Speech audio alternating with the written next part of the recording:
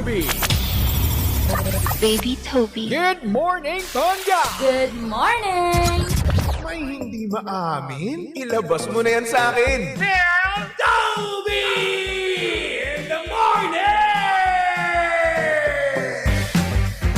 Hoy! Nakakaloka! Tell Toby in the morning.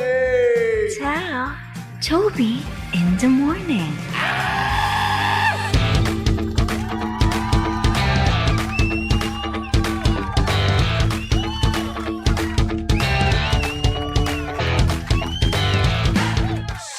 Same, pero iba. We are number 1, 06.7 Energy FM, Pangga. Huwag mo sabihing radyo, sabihin mo oras sa buong kabuluan. Pangga, check your time. It's now 6:26 on the clock. Good morning, good morning, good morning. Luzon, Visayas at Mindanao, Metro and Mega Manila. Yan at syempre, good morning din naman sa mga pangga natin diyang nagsiselos kagabi. Yung tipong kung ano-ano na namang iniisip. Kasi nga naman, meron na namang ginawa yung kanyang mister na ayun, nag-cause ng kanyang overthinking. Minsan ang nangyayari, no? Kapag yung partner natin ay may sinabing kakaiba, no? Yung usually, hindi naman niya sinasabi pero nasabi niya. Ayan, mag-o-overthink na yan. Magseselos na naman yan and at the same time, aawayin ka na naman. Hindi ka na naman papansinin ng ilang araw. Oo, balita ko, minimum na yung 3 days, no? At kapag nga naman sobrang toyo niya pa, no? Ang gagawin niya pa, 2 linggo, hindi ka niya papansinin. Diba? O ano, gusto nyo ba mag-jowa? Ha? Kaya naman sa mga pangga natin diyang nag-aaway, no? Hoy, magbati na kayo, diba? Pero at the same time, no? Kung papipiliin ka rin naman, no? Diyan ka na lang din sa iyong jowa ngayon, sa iyong partner ngayon na kung saan, no? Lahat naman kasi talaga ng relasyon, no? Nag-aaway talaga, eh. Diba? Mas okay na yan yung kumukonsume sa'yo, yan yung umiinit ang ulo mo, di ba? Siya na nagpapainit, no? Mas okay na yung ganun kaysa naman sa iba, di ba? Okay, shoutout naman dyan sa mga pangga natin dyan na kahit na inaaway, talaga nga namang loyal na loyal pa rin. Kahit na anong ibansag sa kanila, manloloko, cheater, walang isang salita. Nagbago ka na, hindi mo na ako mahal. Kahit bukod tanging ginagawa lang naman nila ay nasa bahay. Aalis, pupunta ng trabaho. Tapos, aalis ng trabaho, uuwi ng bahay.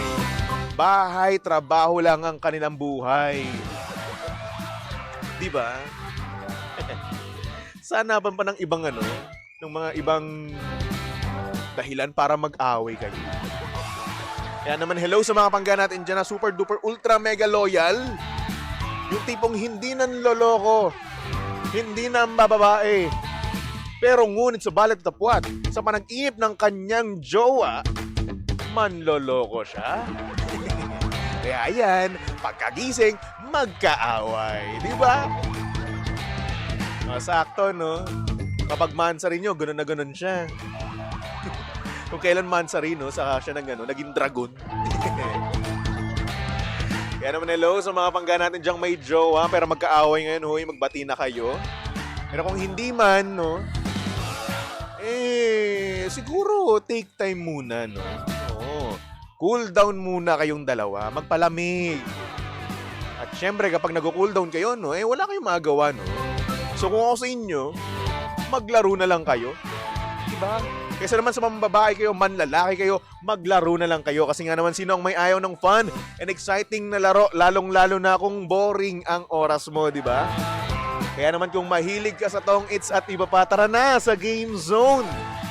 Fun, believable sa Game Zone dahil you play a real game of Tong Its with real players for free. At syempre may chance ka pang makisplit ng over 34 million pesos at may chance ka pa to claim up to 14,640 pesos daily. Siyempre, ang makukuhang cash credits ay pwede rin gamitin sa panglaro sa kahit na anong game at kaya rin itong i-cash out. Siyempre, ang Game Zone ay may 2 event araw-araw, so G ka na ba? Visit gzone.ph and social media account on Facebook, Instagram, and TikTok at Tara Game Zone. Sinasatang it's Tara Game Zone. At syempre mga pangga, lagi yung tatandaan na ang gaming ay dapat fun lang. Kaya naman visit pagcore.ph/regulatory or email keepitfun@pagcore.ph. Promo runs from January 1 to December 31, 2025. EGLD reference number MKTG-2024-2564. Gaming's for 21 years old and above only. Game responsibly. Keep it fun. Oh, hello naman, no? Magbati na kasi kayo. Kayo naman kasi. Ay, nako. Anyway, good morning sa mga pangga natin dyan na nagbe-birthday ngayon. Happy birthday po sa inyong lahat. Happy birthday! Sa mga hindi pa naman nagbe-birthday, edi advance. Sa mga tapos na mag-birthday, belated naman sa inyo. Kamusta naman naging birthday nyo? Sana naman masaya. And at the same time, na-enjoy nyo lahat-lahat, no? Pero kasi nagbe-birthday, no, ayaw na ayaw maghanda kasi nga naman, no, parang tipid, and at the same time parang bored na bored sila na maghanda na ngayon. Ganun tayo kapag tumatanda no. Ewan ko ba kung sign of aging, no, na kung saan kapag ikaw ay ayaw nang mag-celebrate ng kaarawan, no, ibig sabihin ba nun matanda na tayo? Habang patanda tayo ng patanda o bored na tayo sa life no. Parang tinatamad na tayo sa mga bagay-bagay. Diba? No, kaya naman kung ikaw ay birthday mo ngayon, pero pwede rin naman na na i-treat mo na lang yung sarili mo. Oo, kung birthday mo ngayon. Pero kung hindi naman, treat mo pa rin sarili mo. Lalo na kahapon, no? 7-7 pala kahapon, sale na naman. O hello sa mga nag-check out. Kamusta na naman kayo? May natira pa ba sa inyong mga pera, ha? Baka naman wala na. Tapos mamaya bukas makalawa, no? Petsa de peligro na naman kayo. Magdedalata na naman tayo. Ay nako. Yan tayo no?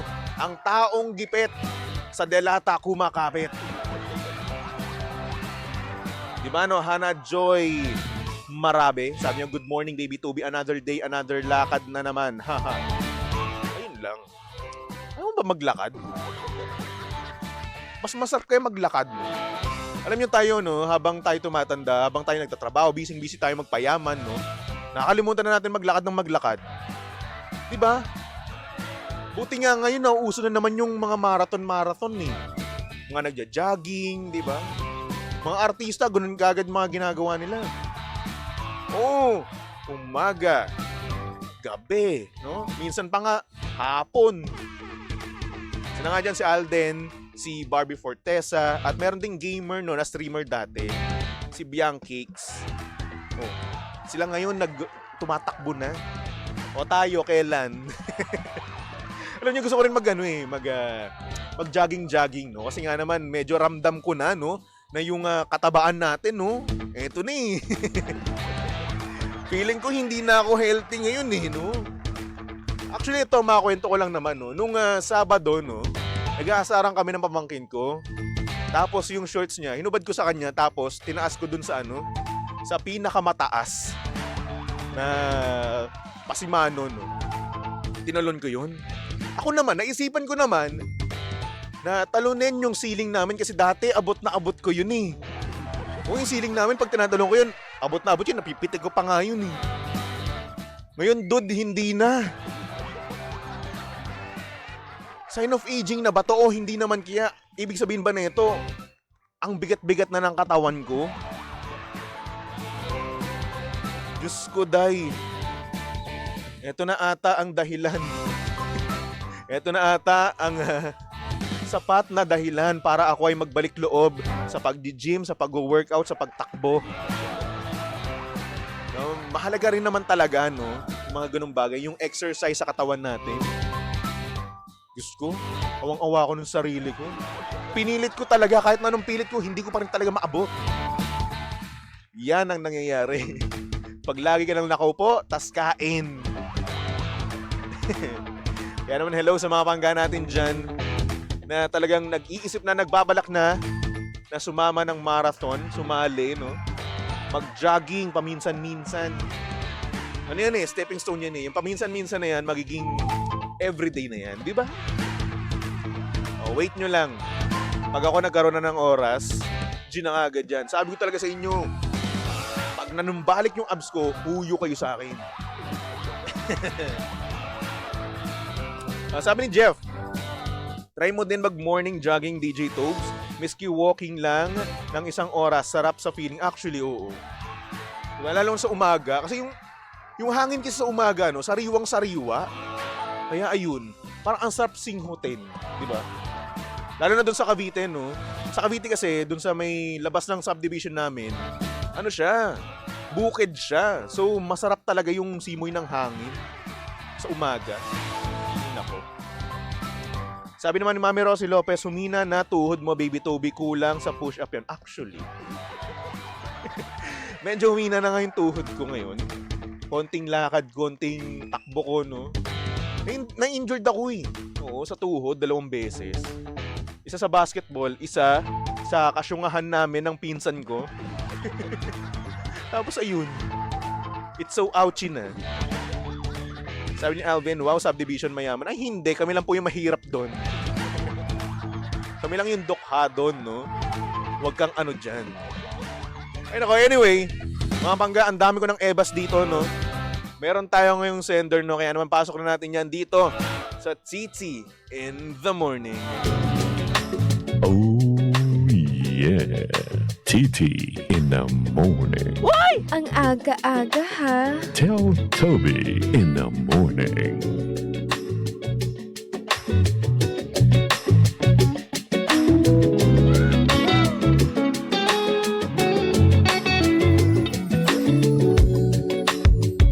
Good morning sa mga pangga natin dyan na may minamahal, may nagugustuhan, pero ngunit sa balat at tapwat, hindi sila pwede.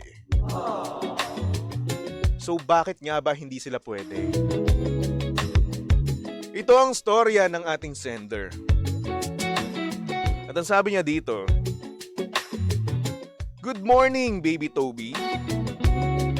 Tago mo na lang ako sa pangalang Robbie. Maliban na may nafe-feel akong something hot sa asawa ng kuya ko. Don't get me wrong. Sobrang solid kami ng kuya ko. Pero, yung asawa niya lang talaga ang problema. Ang dami niyang signs na pinapakita sa akin na turn on siya sa akin.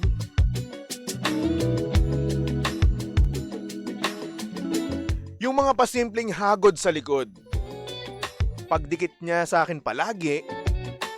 At minsan, pinapalo niya rin yung puwet ko. Like dude, sign na talagang may something din siya sa akin. Pero ayun na nga, kuya ko ang asawa niya. Baby Toby, ano ba dapat kong gawin dito? Kasi sobra na rin akong nata-turn on sa kanya.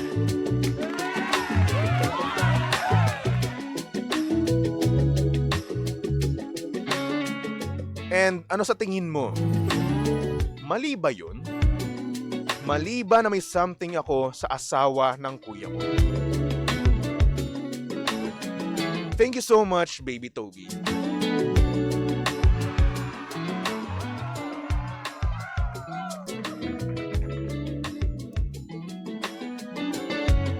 Ayan na naman kayo eh, no?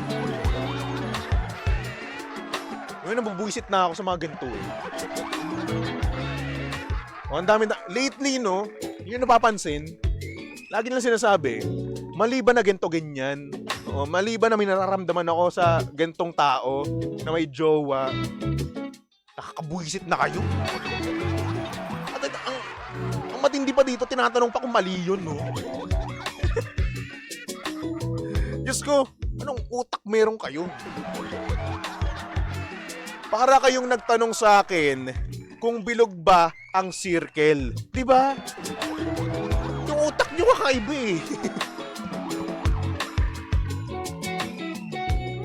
Asawa ng kuya mo, nato-turn on ka. Tatanong mo ako kung mali. Asawa na kayo, mali na nga yun. Kuya mo pa. And take note, solid kayo ng kuya mo, tapos tataluhin mo. Alam niyo yung bro code? Diba? Mga abnormal eh. Isipin nyo, magtatanong kayo ng isang bagay na alam nyo ng maling-mali, di ba? But at the same time, parang dilulo pa kayo. Dilulo pa tayo na kung saan yung mga signs na ganoon, yung mga pinaggagawa na which is normal, no? Kung close kayo, no? Eh, iniisipan mo pa ng mga mali siya. So, bakit nagkakaroon ng mali siya? Eh, kasi nga attracted ka na. Attracted ka sa isang tao, kaya ginagawan mo or iniisipan mo ng mali siya. Nakangati ulo ko sa inyo. Kayo mga pangga, ano masasabi nyo dito, no? Comment nyo nga yan sa ating Facebook Live, TikTok Live, no? Para nga naman eh, hindi lang ako yung nabubuisit sa mga ganitong tanong, no? Nakakainis eh. Lately, yun yung mga sinesend. Mali po ba na ganito yung nararamdaman ko sa taong meron ng jowa? Oo, mali. Mali po ba na naeelyahan ako sa asawa ng kuya ko? Maling-mali.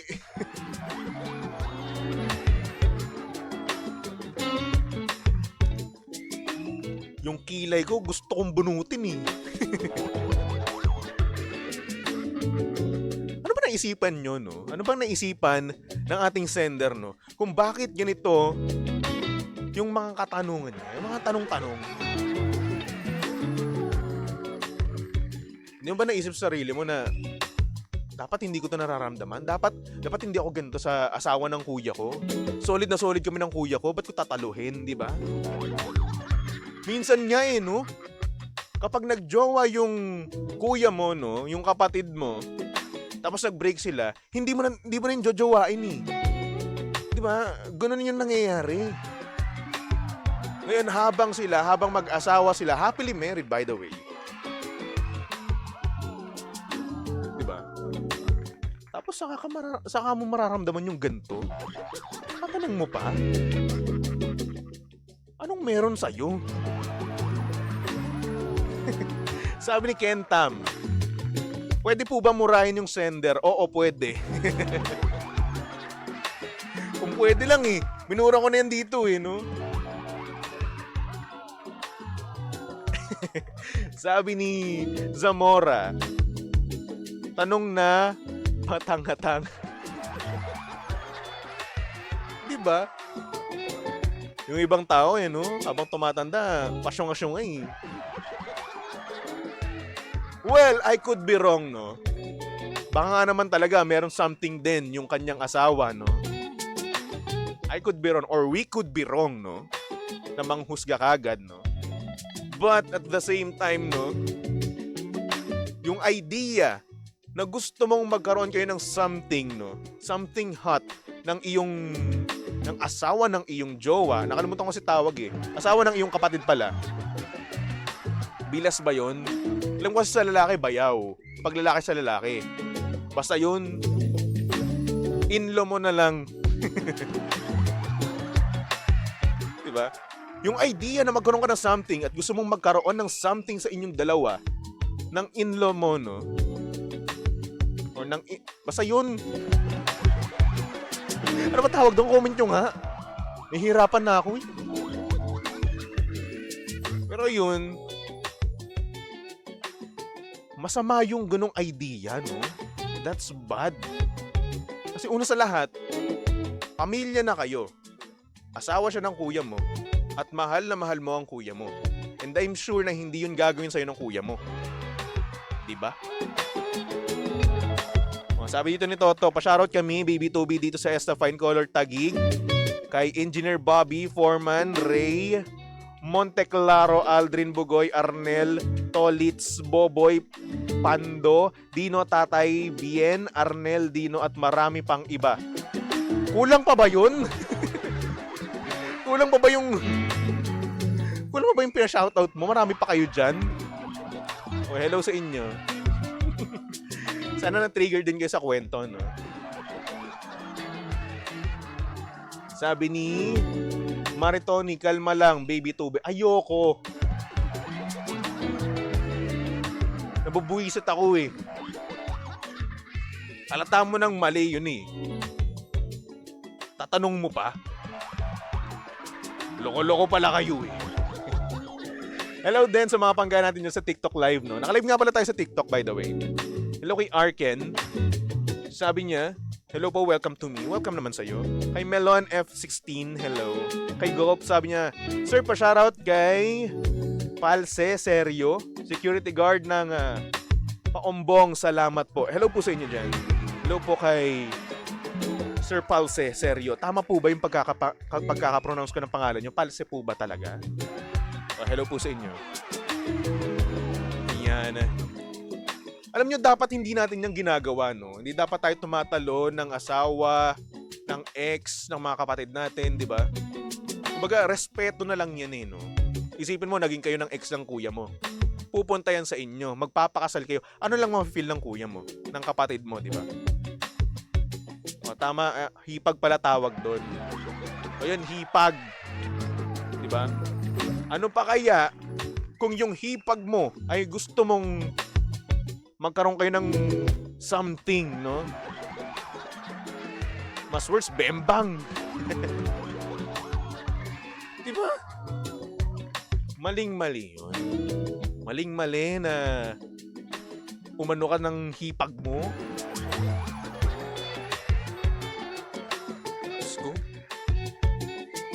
Parang gusto kong itapon tong headphones ko eh.